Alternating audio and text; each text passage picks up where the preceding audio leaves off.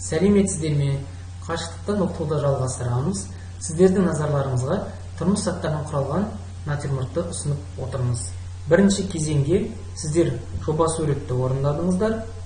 Онан кейін A3 форматта көшіп, яғни үйлестіру, негізгі сызықтарды құрастыру кезеңі болды. Келесі кезең A3 форматта сызықты конструктивті құрылыс, яғни әрбір заттың ось сызықтарының тік және көлденең негіздерін құрастырдыңыздар. Заттардың пропорцияларын және эллипстерді құрастырдыңыздар. Эллипстер бұл шеңберлер, яғни айналмалы денелердің шеңберлері. Бұл перспективалық заңға байланысты эллипстер көз деңгейінен төмен түскен сайын олардың ені енділеп үлкен болады дағы, көз деңгейінен жоғары эллипстің ендері қысқара бастайды. Яғни бейнелеу өнерінің заңдылықтарына сәйкес эллипстерінің жазықтықта өзгеруі байқалуы керек. Бүгін біздер оңмен жұмыс жасаймыз, кірісейік. Жұмыс жасаудың алдында біздер қағаздағы артық сызықтарды өшіреміз, яғни үйлестіру сызықтардың негізгі артық сызықтарын жайлап алып тастаймыз.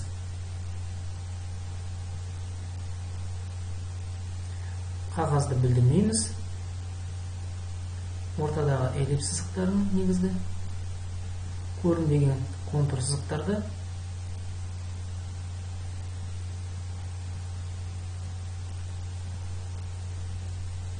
осымен біздер негізгі артық сызықтарды алып тастадық.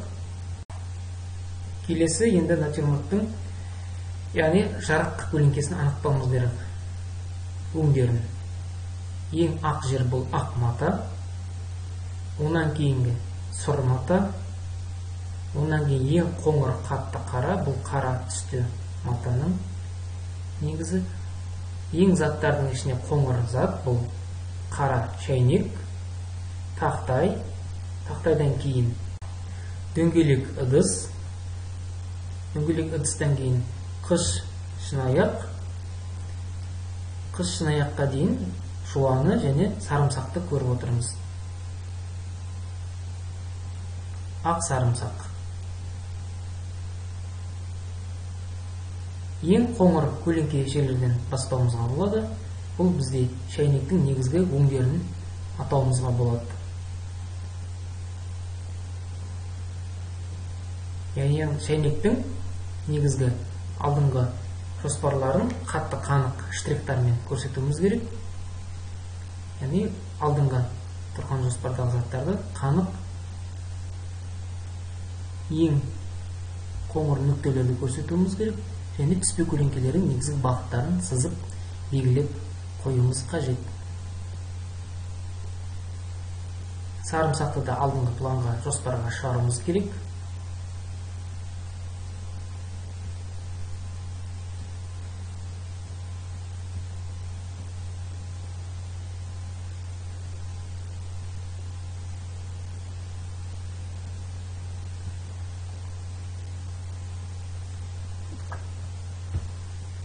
Енді өңмен жұмыс жасауды бастаймыз.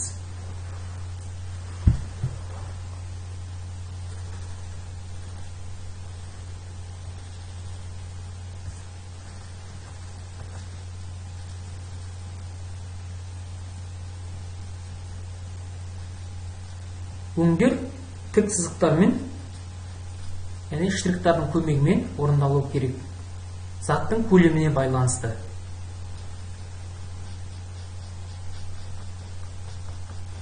Бір деңгейде штрихтар жүргізілу керек.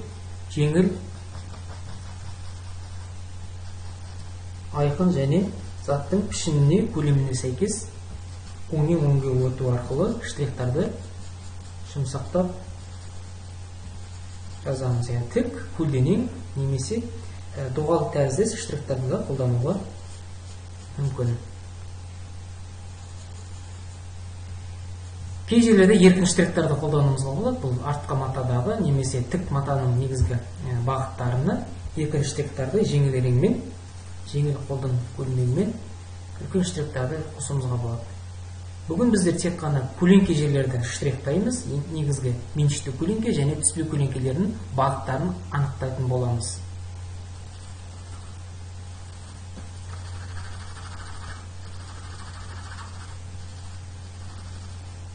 Бұл тік қабырғаның негізгі сұр матаның негізі көлеңкелері. Қатты басуға, қайта қатты басумен ысқылап жазуыдан аулақ болу керек. Кейбір дақтарды, кейбір мықты қатты қанық сызықтардан аулақ болу керек. Сондықтан заттардың негізгі пішініне байланысты, көлеміне байланысты негізгі штрихтарды жұмсақ түрде жазуымыз, нәзік ретінде жұмсақ түрде жазуымыз керек. Бүгін біздер тек әрбір заттардың негізгі бір қабаттағы штрихтарын жүргізіп шығамыз. Ал келесі сабақтарда біздер әр заттардың келесі өңдік реңдерін қозғай отыра жұмыс жасаймыз.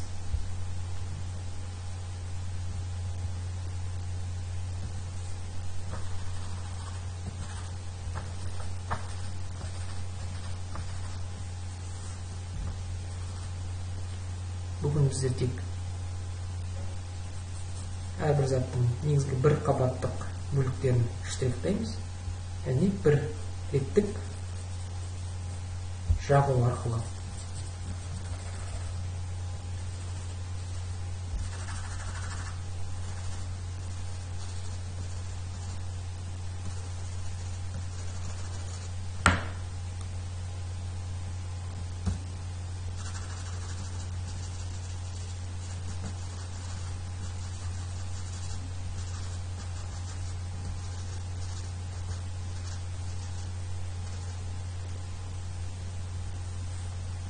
Осы сәйкестікте біздер эллипстің негізгі бағыттарын штрихтап жатырмыз, ал кейін әрбір заттардың ұсақ бөліктерін толықтырып, жарық көлеңкедегі негізгі реңдерді айқын көрсетеміз.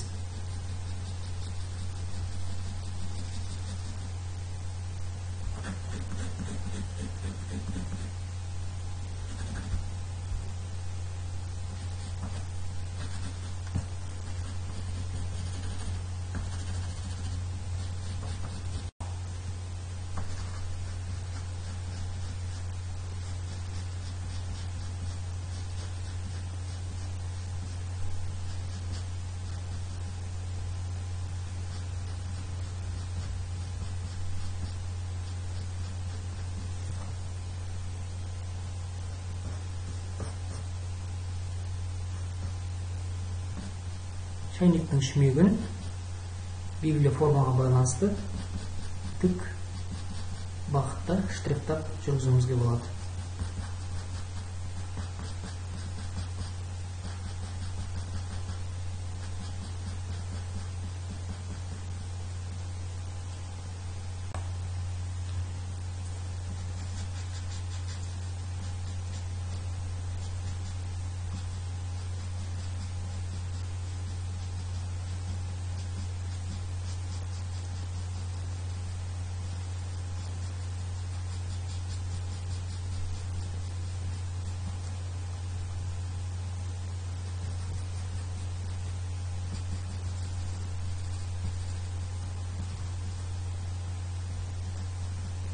Шын аяқтың меншікті көлеңкесін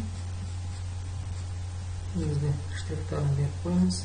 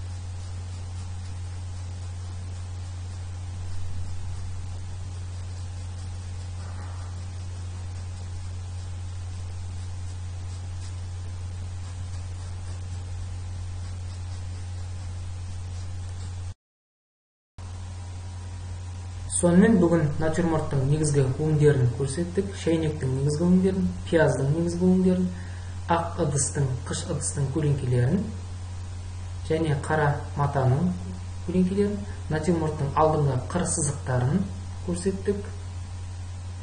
Алдыңғы жоспардағы ақ матаның қырларын көрсеттік.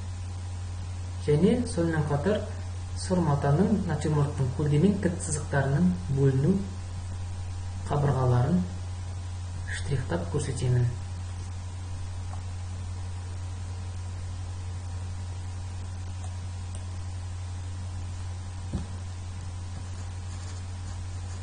Тік қабырғалардың негізгі көлеңкелерін